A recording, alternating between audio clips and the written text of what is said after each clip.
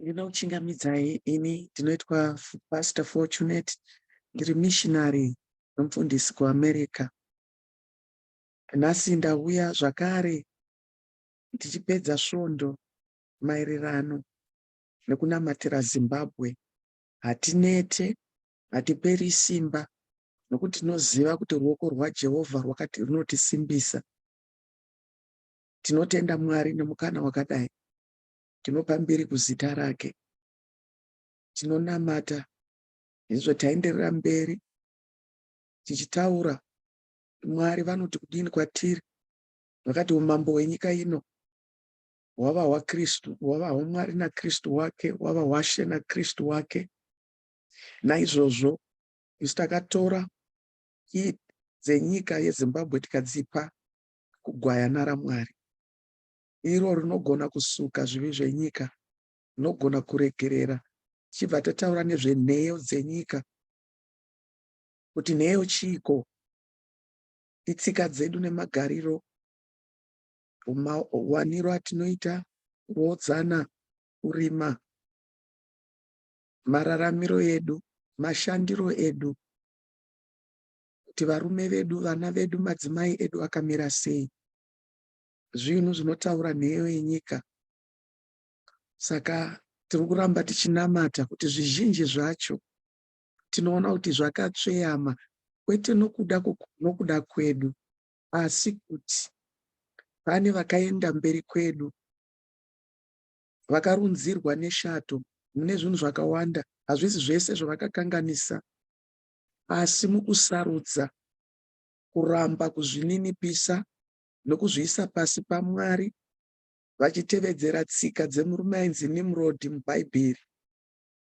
Hatitsvaga imwe nzira, asi tinoziva munhoroondo nokugutsikana kuti Zimbabwe inyika yaMwari. Inotova nyika yaMwari, iye wakaibata, asi pakapinda kakonyeka yakanonzi pongwe, kakaita unhukusa, kakanodya mbambaira, kakabvisa upenyu pamwoyo wenyika nevanhu vayo. Asi isu nemwoyo unotendeuka nemwoyo wokuzvininipisa tiri kunamata panguva ino, tichinamata kuna Mwari anogona. Pandakati ndapedza nyaya yenheyo, ndakanzwa izwi raShe richitaura kuti izvo hapana ane Ephod. Hanzi hapana ane Ephod. Ndikanziverenga Hosea 3:4. Noti Israeri ichaenda kwamakore. Regedzai ndiverenge. Nokuti vaIsraeri vachagara mazuva mazhinji vasina mambo kana muchinda, vasina chibayiro, vasina shongwe, Ephod kana chifananidzo. Vhesi iri rinotaura utapwa, kuti vaizazokwanisa kuita zvese zvoupenyu zvavaitarisira kuita nokuda kwesarudzo dzavanga vaita. Tiri kutaura tichituka here? Aiwa. Tiri kutotaura kuora kwakaita zvinhu pakati pedu, tichifamba asi tichidzungaira, tisinganzwisi kuti kudzungaira uko kunobvepi. Kunobva mukupokana naMwari.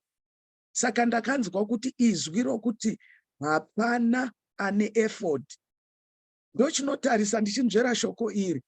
Kwanzi hapana wakakodzera kurumbidza Mwari, hapana wakakodzera kubata mabasa aJehovha muumwari hunotarisirwa. Ndikati nokuzara nokuwanda kwakaita machechi nai Mwari zvinorevei?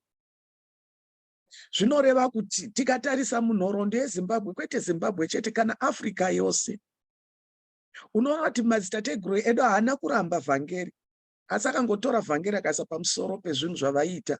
Havana kumbosanduka maitiro avo. Vakanzi uroya hudiwi, ndobva ngoti vigai toita usiku. Kanzi chiregai kunamata vakafa. Vakati toenda kuchechi kwacho, kana todzoka tokatonura uniform yokuchechi toita zvedu zvechivanhu.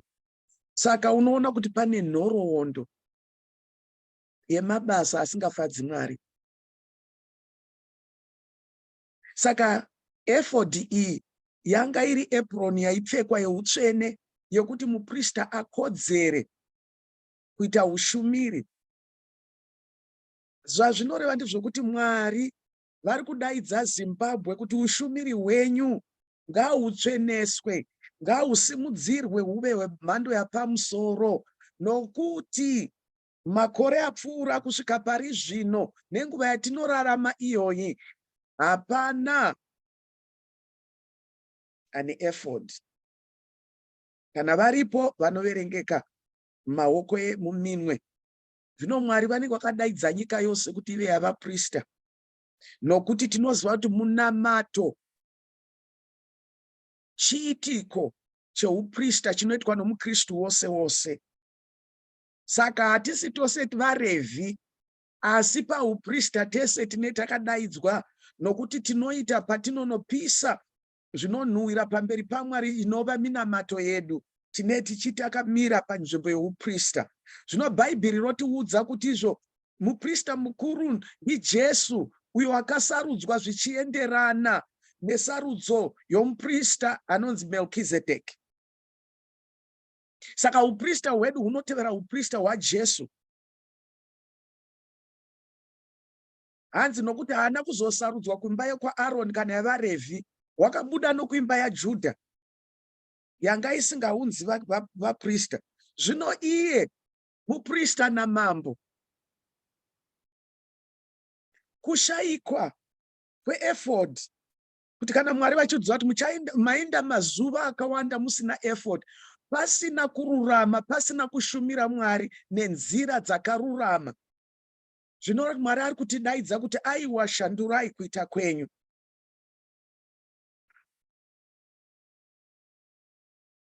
Kristu wakauya akatipa mucherechedzo. Mucherechedzo wokuti Mwari anoshumirwa sei. Hanzi hamufaniri kuva navamwe vaMwari kunze kwaKristu. Zvino isu tinaye Mwari anonzi njelele, watakataura kuti aiwa, unotodhingurwa chete. Hazvigoni kuti tipfugamire chimwe chimwari. Kozoti mudzimai mweya unobatana naye somudzimai munyika yomweya unonzi nyakasikana.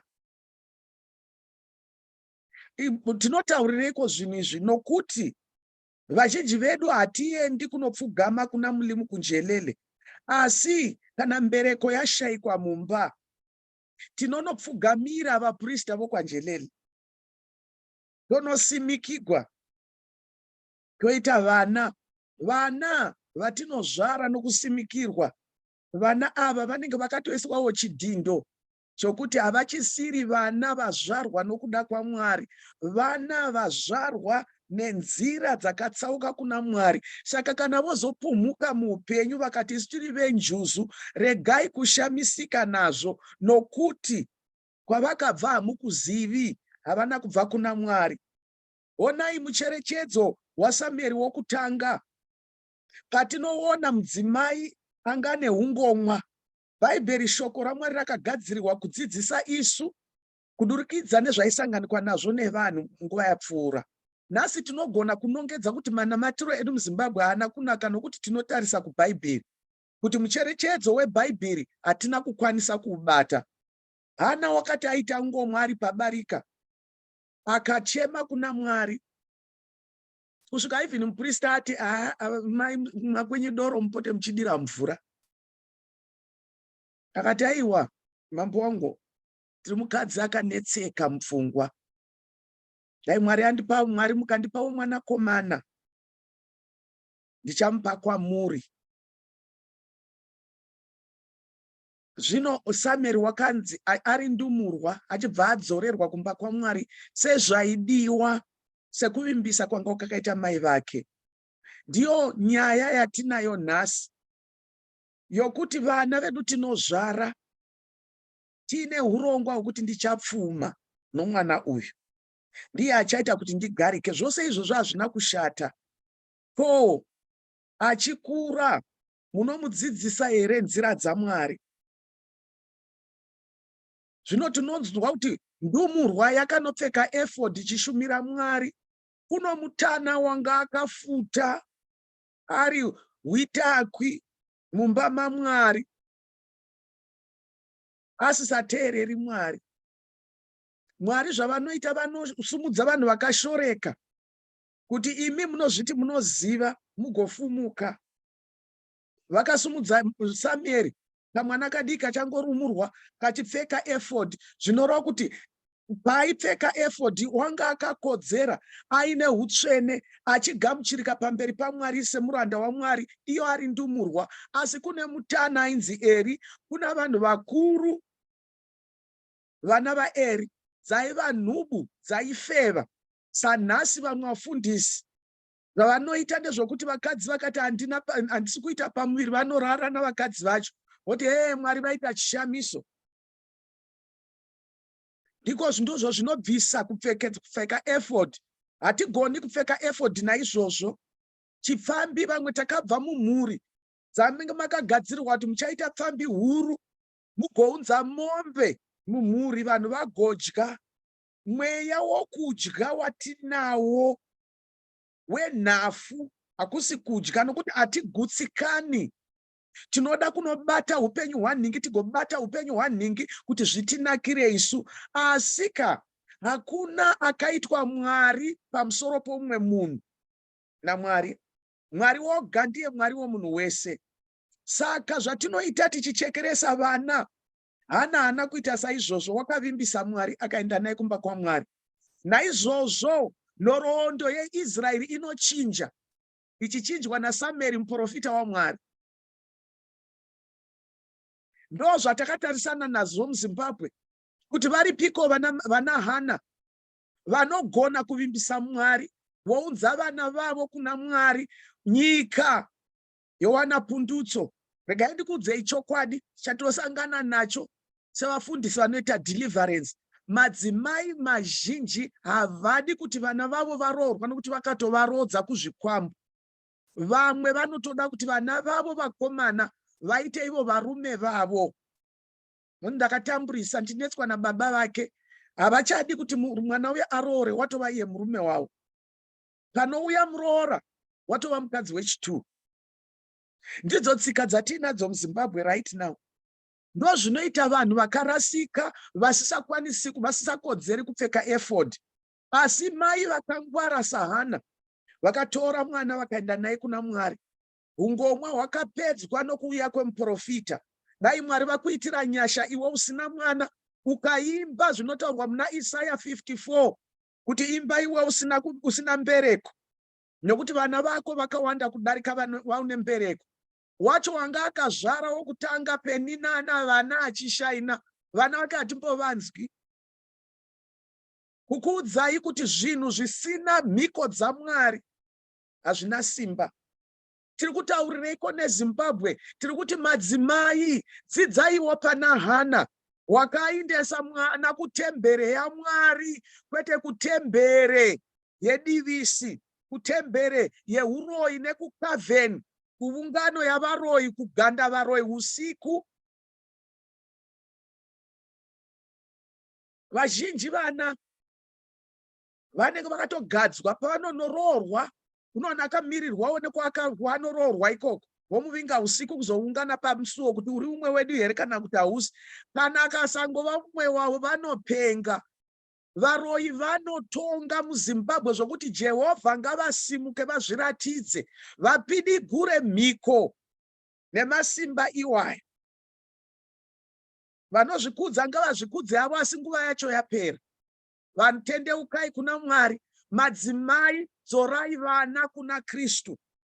Dzorai vana kuna Kristu, nokuti vazhinji venyu munochiva vana venyu. Kuona mwana ane njere, vanzi akaroorwa ndinozoita sei? Ko iwo wakaroorwa sei? Vabereki vako vakaita sei? Mweya wapinda vanhu wekupfugama pachimwari chinonzi mamoni, chemari. Ndo mweya waparadza nyika. Vazhinji vanoti inogonzi yaparadzwa sei?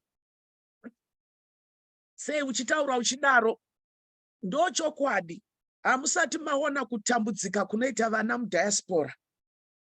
Vakatakudzwa vana, kutakudzwa nana tete, kutakudzwa nambuya, ambuya ukanoti dhimoni buda mumwana, honzi iwe musiye mwana anofanira kudzoka kuno kumusha kuzodya nyama sevamwe.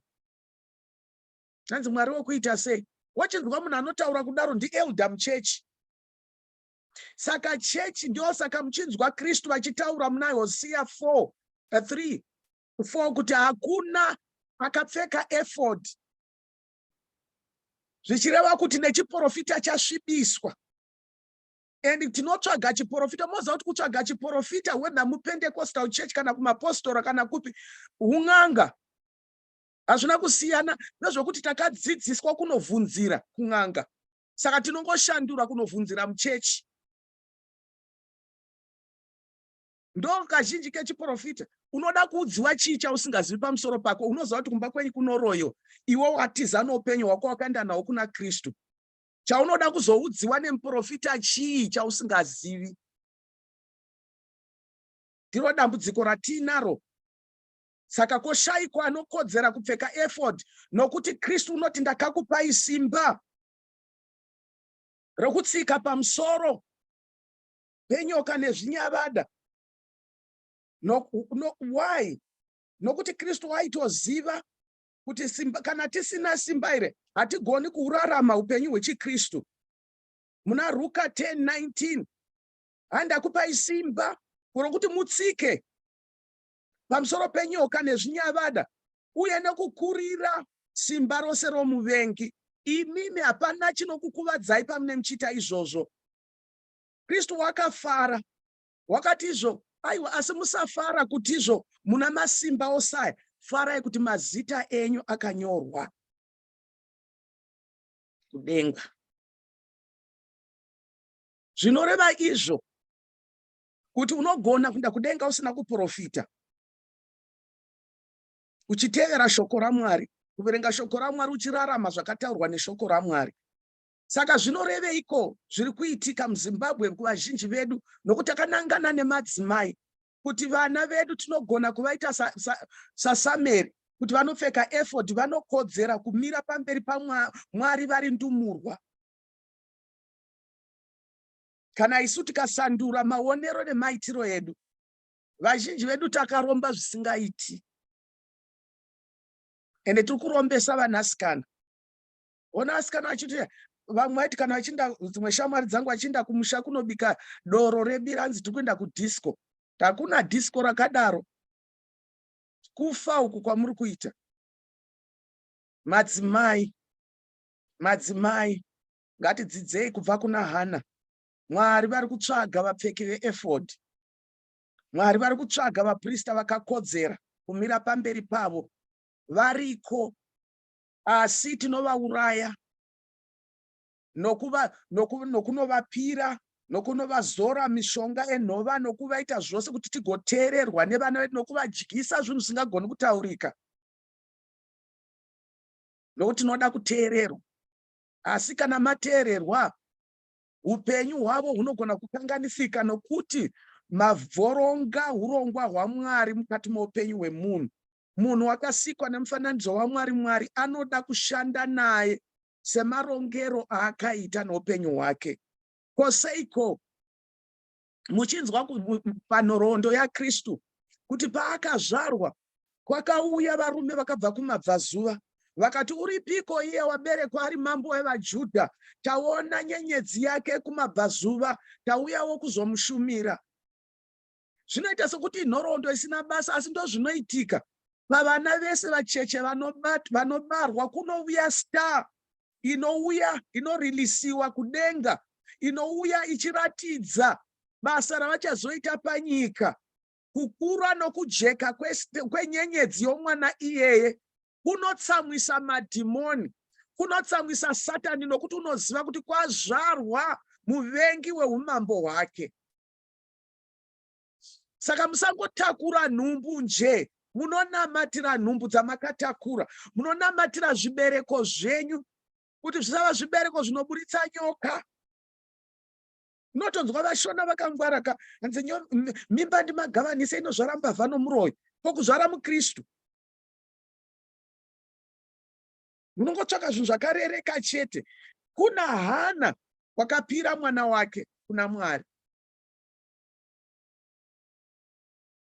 Kune vanasikana vanororwa dzimba dzichinakidza kugara, kwete zvokuti nokuti mune mari uya naye tizomugadzirisa kuti asakunetsa. Kana mangodaro mutoziva kuti bhora musango munyika yomweya, navana vanouya mukashaina nemari, mukashaina nezvimwe zvamunofunga kuti zvinoshainisa, asi kubwinya kwaMwari kunenge kwabviswa, kwasudurudzwa, nokuti hamungashumiri vaMwari vaviri. Saka Ephod inoda kudzorwa muZimbabwe. Varipiko vanopfeka Ephod yaMwari, vanokodzera kubata zvinhu zvakaereswa zvaMwari muZimbabwe? Tinovanamatira kuti Mwari, rangarirai Zimbabwe, nyika isaita rima, isaita vanyengeri voga voga, asi kuti simudzai vanhu, wedzerai simba kune vakamira pachokwadi, kuti vapfeke Ephod zvemazviro kwazvo. Kana takambofamba munzira dzokurasika, Pauro unoti izvo ndakaregererwa naKristu. Mwari, vanotendeuka, tiregererei Mwari, tigone kupfeka Ephod zvakare muZimbabwe. Pave neushumiri hwezvokwadi, pasava neushumiri hweutsotsi, hwekufurira neunyengeri. Vazhinji vanhu vemuZimbabwe nhasi vakatakudzwa mutoro nemachechi avakainda, vakanobatwa ndangariro, havachagoni kuzvifungira. Vanoda kufungirwa namufundisi, namai mufundisi.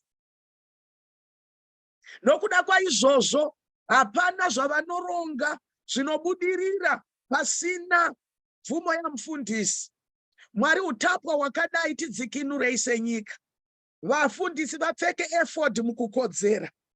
Muzita raJesu Kristu, tibatsirei Mwari. Tinoda Ephod, tinoda vapfeki veEphod, ngavasimudzwe pakati pedu, ngavasimudzwe mukururama, ngavasimudzwe nokuda kwaJehovha, kwete vanotanga machechi kuitira kuti vagowana vanhu vekukontrora. Muzita raJesu tanamata, tinovaziva vanobata ndangariro dzavanhu neuroyi, vachiti Mweya Mutsvene, vachinyepera Mweya waMwari. Jehovha, sumukai, makati imi muchava chapupu chine simba chinokurumidza, muchipupura kupokana nevaroyi nevabati vezvakaipa mukutonga kwenyu. Tongai Ishe, tongai, tongai vanoramba vakabatira nzira dzakare. Haleluya. Nzira dzokurasika. Mutsvene, tinotsvaga imi, kuti vaIsraeri yakagara nguva yakareba isina Ephod, isina mambo, nokuda kwokudarika vanga vari muutapwa. Isusu hatigoni kuti tizvitsaure patiri pano. Makore awanda, mazera namazera takamukira Mwari, asi tinodaidza kwamuri, Mwari wenyasha, Mwari wengoni, tibatsirei tikwanise kumira pamberi penyu mutsvene. Mutsvene waIsraeri, tinonamata vakatorerwa Ephod namadhimoni vachirevesa pamberi penyu. Mwari, munovasuka. Kune vanoda detoxing nokuti vakazadzwa netsvina yedzidziso dzisiri dzaMwari. Kristu, simukai murwire vanhu venyu. Tinokutendai Mwari nenyasha. Ndoda kukudzai mucherechedzo wandakadzidza kuno kuAmerica. Ndakashanda nevafundisi vainzi Andre naSandra Crouch. Vabereki vavafundisi ava vanga vafamba naMwari mukurevesa zvokuti vakasimudza nzvimbo huru, mukabuda machechi mavari navanhu vakuru vaMwari. Asi pakafa vabereki ivava, vamwe vanhu vaingoraramira mubhishopu iyeye. Saka Sandra waiti zvinonetsa, iko zvino havana chavachada kuita muchechi, nokuti pakafa baba ndo pavakatofawo naivo. Vanongorarama, vangomirira nguva yavo yokufa. Kushumira Mwari kusina kunzwisisa kuti kana tichibatana mumba maMwari, tinobatana savatendi. Vatendi vamwe nezvigaro zvapamusoro, vamwewo vanoshumira vamwe, asi watinoshumira muprista mukuru ndiKristu. Dzidziso iyo ngaive yechokwadi. Ngatirege kutsvaga maoffering kuvanhu, tichitaura zvinhu zvisipo, kutsvaga chisipo mbwa yaJohn. kudzidzisa zvatina kudzwa naMwari. Unonopfugama mberi kwen'anga uchida kuparidza vhangeri. Vhangeri racho unozoriti vhangeri richibva kupi according to n'anga.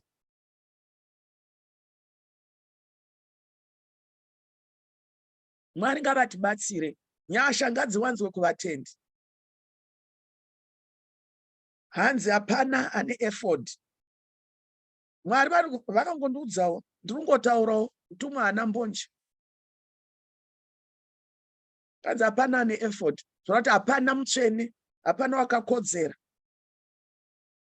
Chii chakaitika? Rukonye rwacho rwakabvepi? Tinozviona kuti takabatwa mumweya yakaipa. Hana wakachema kuna Mwari. Isu Mwari wacho unotoita, kana uchida kuita mukristu uri muno kuZimbabwe, unotorwisa. Nokuti nzvimbo dzaunopfuura nadzo kuti ungorurama nekuda kwezvakaitwa mupenyu hwako, wakaisirwa zvipingaidzo zvakawanda. Unongoti uchizvarwa kunzi ava ndivachihera. Zvazvinoreva ndezvokuti watobhabhatidzwa mumweya waJezebheri. Kunyange vanhu vakasekerera vachikudza kuti uri vachihera, zvazvinoreva ndezvokuti iwewe chimiro chako hatichatombokuziva. Uchanotora zviga nemaqualities emweya wausingazivi, asi unoona munhu achifara kuti munotonditi chihera kwazvo. Wochiona waya dzinobuda ipapo. Izvo hatitooni kuti ndichimwari chatinopfugamira, mweya unouya kuzobata ushematiri wotibvisa pana Mwari. Kuzomuti chihera verenga Bhaibheri zvinorema, nokuti chihera unenge uremera kuti aiwa ndini ndiri pano. Woenda kuna vachijaka, vanojakaira. Hauvatangi. Munhu anofara kunzi ndiri vachijaka ini. Ndiri vachijaka. Mweya iyi yatakagamuchira mukufara tichiombera, kutoiomberera kani. Izvozvo zvinobvisa Ephod yaMwari, zvinokurura utsvene. Saka ngatiregei kuzvinyengera, ngatiregei kuzvifurira, ngatitendeukei.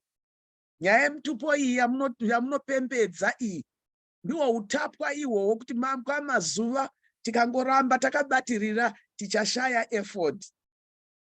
Chashaya kuzodza kwaMwari pakati pedu. Nedzo njuzu dzosimuka nokuti dzikuudzai kuti hapachina kuzodzwa. Unoona vanhu vakabatira muprofita ningi, muprofita ningi, muprofita. Hapana chakashata kana vachiita basa raMwari. Kweunobatirira kuti muprofita ningi, isusu tichingoziva kuti akaitwa vaPorofita naMwari. Unodini kumira pamberi paMwari uchingonamata Mwari? Hatina moyo wokumirira Mwari. Ndosaka tichidambura makona, tichinopinda kunotengesa vana kuti mundione kuti ndine mari, ndigonzi businessman kana businesswoman. Businessman akagara pamusoro peropa revanhu vasina mhaka. Zvino munotongwa naMwari zvichiendera muna kuna Revelation 18. Zvakazarurwa 18 yakataura kuti kutongwa kwamai vezvifeve vanonzi Bhabhironi. Hanzi mukati mavo mai vezvifeve, muguta ravo imomo, makawanikwa mune ropa ravaPorofita nerevatsvene. Zvinoreva kuti izvo vazhinji vedu vana mai tisu tinoshandiswa nomweya uyu kuuraya vana vedu. Vabereki ndimi mava mhondi huru. Hatingatotauri zvokubvisa nhumbu. Tiri kutaura zvevanouraya kuti vanti isusu nyenyedzi yake taiona yakajeka. Haangaroorwi, ngaagare apfumise isu. Kwanzi havo munovaona vachifedza vezamuguru, utsotsi hwega hwega, kunogamuchira mweya utsotsi nekungodzvenga nokusabatika kutsvedza kwehove. Mweya iyi simamuona? Mamuona masivanda dewi. Kudhakwa, kukanganwa kuti kunyika kunei. Kubatwa nemweya weaddiction. Kuteverwa rudzi runomweya weaddiction.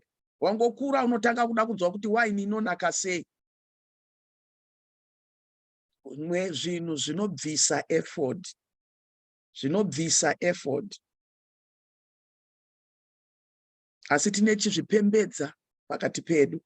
Mwari ngavatibatsire. Zvinamatire.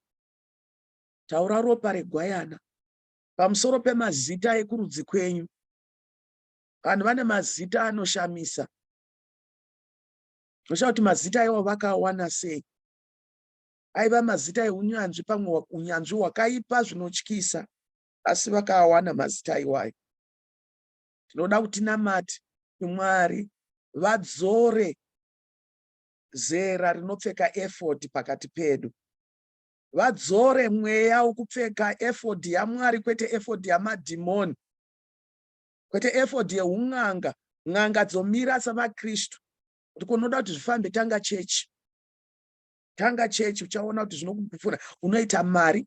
Koyo mari yacho ndianiko anayo dutu ramakaona kunze kwendufu dzevanhu vachisiya dzimota nezvezvavangafunga kuti vanazvo? Watidzidzisei. Madzimai regedzai vanasikana, nokuti zvamuri kuita muchitengesa vana, mauraya ramangwana renyika. Nemiwo muchienda pasi pemvura, muchinosangana muchita business pasi pemvura. Mangwana mosumuka moti ini honai pabusiness angu, muchidyisa vanhu zvinhu zvisina kunaka, kukotsirisa vanhu. VaFundisi, ndakadzinga dhimoni. Ananga ranga story dhimoni aitova munhu akaita utsinye kubva kuyunivhesiti achitevera mai vomunhu. Vaya vati Mwari vandipa mwana, svika mwana wechi shamwari ikatora rukuvhute rwemwana ikarukesa ikanoviga. Mwana iye achitambudzika, mukadzi yendobva amanifesta zvikanzi ndini ndakamudaro, mai acho vaishaina sterect. Mwanzi ndapa mwana akanaka iyeye, asi upenyu hwake unga usingafambi. Svika ndakatora rukuvhute rwake ndikanoriviga pasi pomuti kwaMurewa. Zvikanzi kana murume wakamuroora tisi takamupa, murume wacho ndiye wedu. Anoti zvake mufundisi, asi tinosangana pasi pemvura kumusangano yedu. Ndo vafundisi vatinawo. Vamwe venyu munoda kungoiswa maoko pamusoro, ndinamatirei. Ko ime vafundisi hamugoni kunamatira vanhu musina kuisa maoko pamusoro pavo. Hazvichanakidzi. Vamwe venyu munomhanyira kunobatwa maoko. Vamwe unotoona kuti shungu dzake ndidzo kungoisa ruoko rwake pamusoro pako. Nokuti zvaita sei? Wanzwa ko Bhaibheri, wanzwa kuti Bhaibheri harina kundikwanira. Chenjerai vanhu vari mumakereke. Ndakunamata zvino kuti mweya wemind control uri pamusoro peZimbabwe sejira uparadzwe naMwari mupenyu. Iwe namatira upenyu hwako kuti pamwe jira riri pamusoro pangu, mweya womumhuri medu, mweya womudzinza medu, mweya womunzvimbo medu. Kune mweya inobata ndangariro dzavanhu, wokuti kana ukabvunza kuti kuonga usingaoni izvi, ufunga ndinambogara ndazvifunga ndingoita sebenzi. Asi Mwari tinokumbira, sezvo muchidaidza kuti munoda vanhu vanopfeka Ephod vachishayikwa panguva ino, munavo kana vakaita saSamueri, ndumurwa.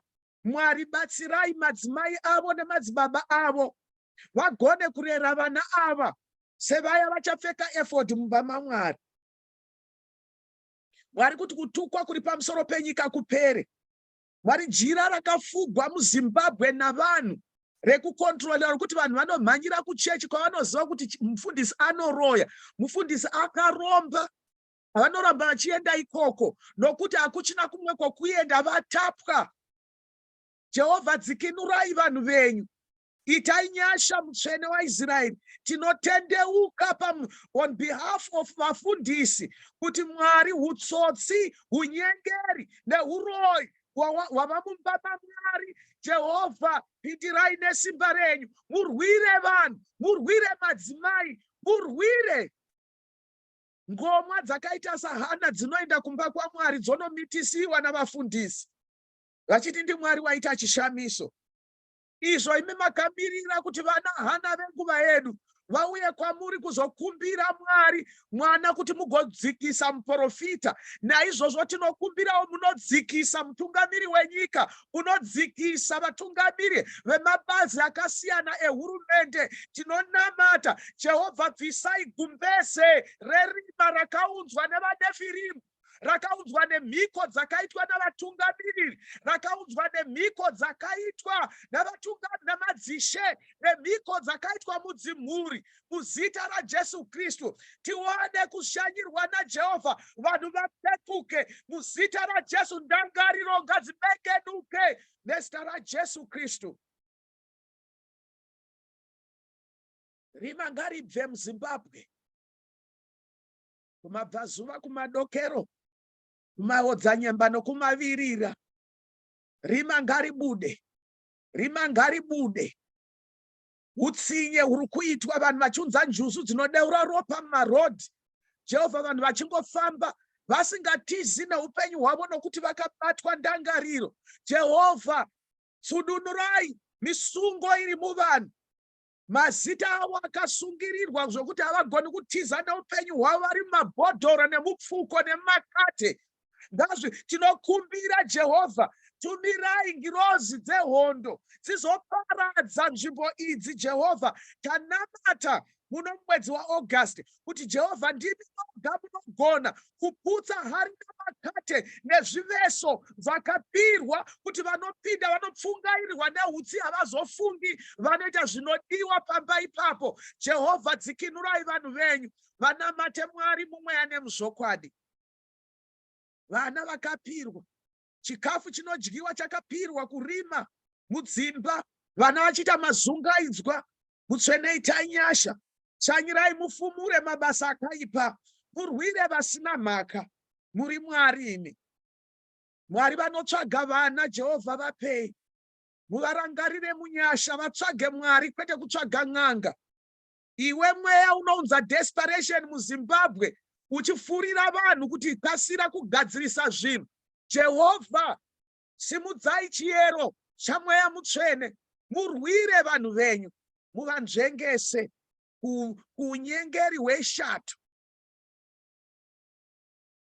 Tirikunamata Baba, mweya wemind control wazara muchechi. Zvamunoona vanhu vachipfugama zviya vachizofuriswa sora.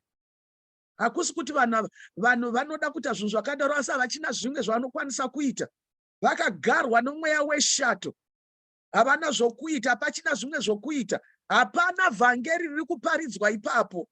Kana kuchina vhangeri, pane chikara, pane njuzu yakapfeka sutu somunhu asi uchinyepera. Vanhu mugomanyira kwairi, mugonobviswa ndangariro, mugosara mateme. Zvino kana nyika ina mateme evanhu, ndiani unotaura zvokuvaka nyika? Zvino unonamatira nyika. Madzimai, kana murimi, munotora vana venyu muchivaendesa kuna Moreki, muchinovapira pamaaretare emari nehuroyi. Achanamatira nyika ndiani? Achava remangwana renyika rinofamba sei? Jehovha ngavatiitire nyasha, Jehovha ngavatiitire ngoni. Namata mweya wemind control, mweya wemind control, mweya wehuroyi unonzi mweya waJezebheri. Ndosaka muchiona tichirwisana nemweya yana vachijaka, yana vachinjanja, mweya yana vachifedza, mweya inotora zvimiro zvevanhu. Vanhu vofara kushandiswa nemweya iyi. Kutofara kwanzi chihera, hatodzokera kutsika dzedu. Hakuna kutsoka kutsika kwamuri kudzokera, kufurirwa. Mweya wamazuva okupedzisira uri kufurira vanhu kuvabvisa pana Mwari. Tsvagai Mwari achawanikwa, zvatakataura muna Isaya 55. Tsvagai Mwari achawanikwa, nokuti uchasvika nguva yasingawanikwi. Zvino nhai veduwe, kana nhasi Kristu akadzoka muZimbabwe, tinoita sei? Tinoendawo here naye? Madzimai woye, varoora woye, tinovaona vakadzi vechidiki vari kuno vanoroya mumadiaspora kuno, kuroya chaiko, nezimweya rakangoti mbii. kuona kuda kuuya muchechi achitonga. Ende mukangoda kuti mukasangana nevanhu vanomira pachokwadi, kurwisana kwacho hakusi kwekuseka nako. Mwari vatibatsire. Ngatinamatei mweya wamind control, mweya waJezebheri uparadzwe muZimbabwe. Mweya waJezebheri waita seiko? Aiva mamambokadzi, mudzimai waAhabhu, asi ndiye waitotonga. Vaprofita vaMwari ndiye waivafidha, vanga vari papayroll yake achivapa mari. Zvinoitika munguva yedu izvozvo. Kana wapiwa ukafumbiwa muromo ungazoprofita zvinhu zvaMwari. Vachidya kudaro vainyepa, vachiprofita zvokunyepa, nokuti vaida kuzadza matumbu. Handi munoona mweya wedu wenhafu kwaunotitungamirira, kutoshingira kuti ndiri muprofita munhu achireva nhema kuti adye agute. Mwari, makanzwa here kuti Mwari haakuchengeti kana mukatendeka? Makanzwa here kuti Mwari haagoni kukuyambutsai? Nokuti takadzidziswa kuti izvo kana tadaidzwa naMwari, munhu wose anopinda munguva yekutambudzwa. Tinodzidza muna vaRoma 5 kunonzi izvo hanzi tinofara tine tariro yokubwinya kwaMwari. Kwete izvozvo zvega, tinofarawo matambudziko, tichiziva kuti matambudziko anotidzidzisa kumirira nokuita mwoyo murefu. Haurinzwi vhangeri iroro richiparidzwa mazuva ano. Mwoyo murefu wokuita sei? Gadzirisa zvinhu zvifambe. Unonzwa kuti chibai haunditeereri, unoda kuteerera uri Mwari. Ngatiende pamberi paMwari titendeuke senyika. Tarasisa vana vedu, vanotiza vhangeri iko zvino, vanotiza calling yaMwari, nokuti vakatarisa mucherechedzo wechinonzi mufundisi. Handi kana zvakadaro ina handiti. Vanhu vari kuchekereswa mumachechi. Dzimwe ndufu dzamuri kuona kuchekereswa kwevanhu mumakereke. Vanhu tizai nemweya yenyu muinde kuna Mwari, musaenda kuvanhu. Chinokunetsai hamunamati pachenyu, hamuverengi shoko raMwari, munomirira zvataurwa nemuprofita, munomirira zvataurwa nemufundisi. Ko iro Bhaibheri riripo, munodii kusimukawo muchiverenga shoko raMwari kunzwa kuti Mwari vanoti kudini? Jesu akati musafara zvokuti munodzinga madhimoni. Farai kuti mazita enyu akanyorwa kudenga. Akanyorwa here vaPorofita? Akanyorwa here vaFundisi? Ngatibvunzanei kavafundisi. Akanyorwa here mazita edu? Mwari ngavatibatsire. Mwari ngavatitire nyasha. Ngatinamatei tichidhila nomweya waJezebheli, tiudambure, nokuti Jezebheli waibata ndangariro dzavanhu, asi wakakonewa. Muprofita wangane kuzodza kwaMwari ainzi Elijah wakamukonewa, akaponderwa vaprofita vake, akavhundutsira muprofita akamhanya, akadzungaira. Mweya waJezebheri hausi mweya wokuseka nawo mweya, nokuti munonzwa pakazvarwa John Mubhabhatidzi, Zakaria baba vake vanoudzwa nengirozi kuti mweya waElijah uchanga uri pamusoro pake. Naizvozvo mukadzi waHerodhi